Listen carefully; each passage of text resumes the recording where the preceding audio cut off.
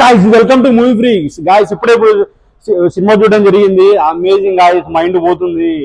Super amazing, ఏం చెప్పాలి. ఉపేంద్ర గారు 11 years తర్వాత రావడం జరిగింది. బట్ మన ఎక్స్పెక్టేషన్స్ కంటే ఒక 100% ఎక్కువ ఉంది. ఫెంటాస్టిక్ అసలు. ఎందుకంటే స్టార్టింగ్ టైటిల్ కార్డ్ నుంచి చెప్పారనమాట, మీకు గట్స్ ఉంటుంది సినిమా చూడండి, లేకుంటే బయటకు వెళ్ళిపోండి అని. సో ఇంతవరకు ప్రపంచంలోనే ఎవరు అట్లా చెప్పలేదు. So that was the fantastic thing. Next ఇంకా కమింగ్ టు స్టోరీకి వచ్చేస్తే గాయస్, కంప్లీట్ గా మనమే కాపాడుకోవాలి. ఇప్పుడు సోషల్ మీడియా గురించి, లైక్ పాలిటిషియన్ గురించి, లైక్ ప్రతి చాలా లేయర్స్ ఉంటాయి. అది అర్థం కావాలంటే ఒక 2-3 సార్లు చూడాలి. బట్ మూవీ మాత్రం ఫెంటాస్టిక్ గైస్. ఇంకా వన్ మ్యాన్ షో ఉపేంద్ర, ఇంకేం చెప్పాల్సిన అవసరమే లేదు. నేను అంతకంటే ఎక్కువ చెప్పాలనుకోవట్లేదు, ఎందుకంటే థియేటర్ బయటే ఉన్నాను, ఎగ్జైట్మెంట్ తక్కువలేకపోతున్నా.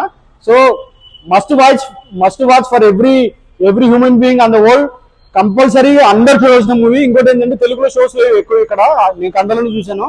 బట్ బెంగళూరు కూడా 2-3 అట్లీస్ట్ ఒక 4 years ఇస్తే బాగుంటాయి రిక్వెస్ట్ చేసిన గవర్నమెంట్ కి, ప్రొడ్యూసర్స్ కి అండ్ కర్ణాటక గవర్నమెంట్ కూడా. సో ఎందుకంటే ప్రతి ఒక్కరు చూడాలి మూవీ, ఎందుకంటే అంత మెసేజ్ ఓరియంటెడ్. ఎందుకంటే ఉపేంద్ర గారు మన పాత సినిమాలు కూడా చూసుకుంటే ప్రతి సినిమా మెసేజ్ ఓరియంటెడ్ ఉంటుంది, ఇది కూడా మెసేజ్ ఓరియంటెడ్.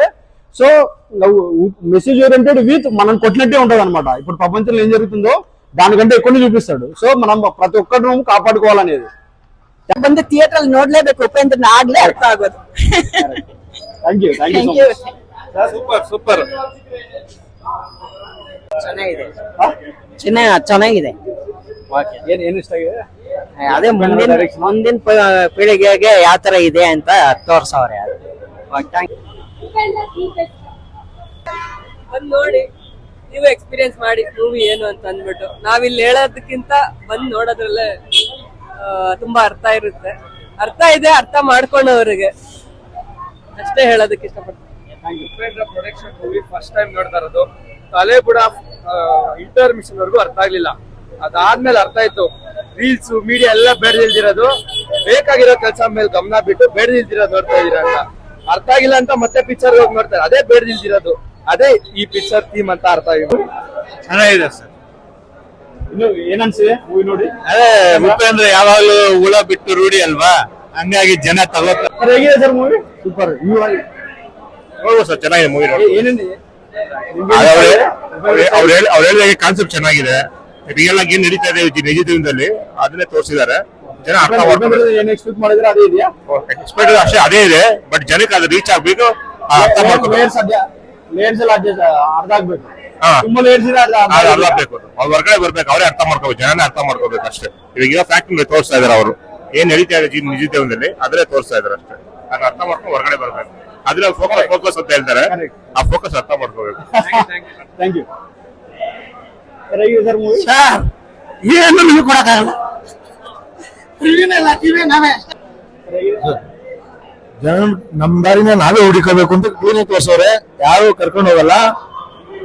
ಜನಗಳ ನೇಣು ಹಾಕ್ತಿರೋ ನಾಯಕರು ಅವ್ರ ಕೈ ಚಿಕ್ಕ ಸಾಯ್ತಿರೋರಿಗೆ ಜನ ಬುದ್ಧಿ ಕಲಿಯೋ ತನಕ ಕೆರೆ ತಗೊಂಡು ಹೊಡೆದವ್ರೆ.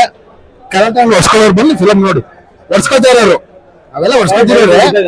ನಾವು ಡೈರೆಕ್ಟ್ ಹೊಡ್ಕೊಂಡು ನಾವು ಆಲ್ರೆಡಿ ಹೊಡ್ಸ್ಕೊತಾ ಇದೀವಿ, ಮಕ್ಕಳು ಹೊಡ್ಸ್ಕೊಂಡಿರೋರೆಲ್ಲ ಬಂದು ನೋಡಿ. ಸರ್, ಈ ಸಿನಿಮಾ ಏನ್ ಕಾನ್ಸೆಪ್ಟ್ ಅಂತಂದ್ರೆ, ಸುಂದರವಾಗಿರೋ ಒಂದು ಪ್ರಪಂಚ ಅಂದ್ರೆ ಈ ಭೂಮಂಡಲದಲ್ಲಿ ನಮ್ಮಂತ ಮನುಷ್ಯರು ಹುಟ್ಬಿಟ್ಟು ಈ ಮೈನಿಂಗು ಅದು ಇದೆಲ್ಲ ಮಾಡ್ಬಿಟ್ಟು ತಿರ್ಗಾ ಅದ್ರಲ್ಲಿ ಒಂದು ಇವಾಗ ರಾಜಕೀಯ ಬಂದು ಧರ್ಮ ಜಾತಿ ಅದೆಲ್ಲ ಬಂದು ಈ ಕಿತ್ತಾಡ್ಕೊಂಡು ಇದ್ ಮಾಡ್ಕೊಂಡು ಈ ಪ್ರೆಸೆಂಟ್ ಏನಿದೆಯೋ ಅದನ್ನು ತೋರಿಸ್ಬಿಟ್ಟು ಪ್ರೆಸೆಂಟ್ ಒಂದು ತೋರಿಸ್ಬಿಟ್ಟವ್ರು. ಏನೋ ಕಿತ್ತಾಡ್ಕೊಂಡು ಅದು ಇದ್ ಮಾಡ್ಕೊಂಡು ಬೇಡದಿರೋ ಇದೆಲ್ಲ ಮಾಡ್ಕೊಂಡು ವಿಷಯಗಳನ್ನೆಲ್ಲ ಇಟ್ಕೊಂಡು ನಾವು ಕಿತ್ತಾಡ್ಕೊಂಡು ಯಾವ್ದೋ ಭ್ರಮೆಯಲ್ಲಿ ಬದುಕ್ತಾ ಇದೀವಿ ಅಷ್ಟೇ. ಪ್ರೆಸೆಂಟ್ ಕನ್ನಡಿ ನಮಗೆ ಗೊತ್ತಿರುತ್ತೆ, ನಮ್ಗೆ ಏನಿದ್ರು ಎಂಟರ್ಟೈನ್ಮೆಂಟೇ ಬೇಕಂತೀವಿ.